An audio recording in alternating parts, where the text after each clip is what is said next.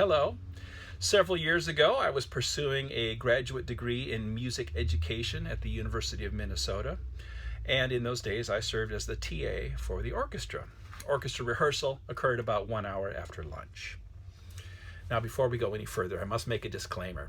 I'm not saying I did any of the things that we're talking about here on this vlog, okay? I'm only saying that I thought about them. That's a very important distinction. Please keep that in mind. Let's go on. My first duty for an orchestra day was to set up the chairs for all of the musicians. Now, let's say that a cellist was not present today. Well, there was my chair for the day.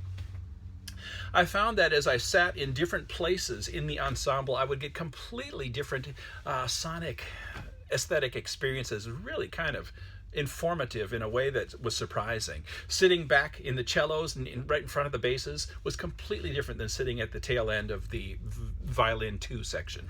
And both were really cool in their own way. So that was a lot of fun, and I would avail myself of that opportunity. So let's just say, rehearsal has begun. You had lunch about an hour ago. There is a gaseous disturbance heading its way south through your body. Okay. Now, once again, hypothetically, you've got control of it right now, but you also perceive that pretty soon we're going to get to the point where action has to be taken, okay? Would you take that action during a piccolo solo? No, you wouldn't. Would you take that action during a flute clarinet duet accompanied by triangle? No, you wouldn't. But if you found yourself seated over by the contrabassoon and this guy is laying into the line, getting deep and funky, you can pretty much do as you please.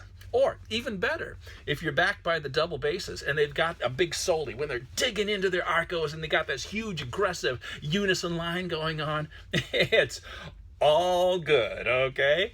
Another thing that you might not expect, if you're backed by the basses and they're doing something like that, a unison line, really aggressive, the air starts to move in ways that you can feel in your physical body. And you might not even think that you had any business to take care of, but after about 8 or 12 bars of that, you might. So there's that. But here's the best opportunity of all for taking care of business. It's when the entire ensemble is playing at a good solid forte or better. Now you might say, Kev, you're brilliant. You came up with this stuff. How do you come up with this stuff? Well, I don't think I did. I don't think I invented these thoughts. I think it goes back hundreds of years, and I'll tell you why. The terminology of music in the Western tradition comes largely from the Italian language. We have forte, piano, mezzo forte, there's sforzando, there's an accelerando, there's allargando, there's molto espressivo. These are all Italian words. Now, just a moment ago, I said the best time to take care of business is when everybody's playing. There's a word for everybody play in the Italian language.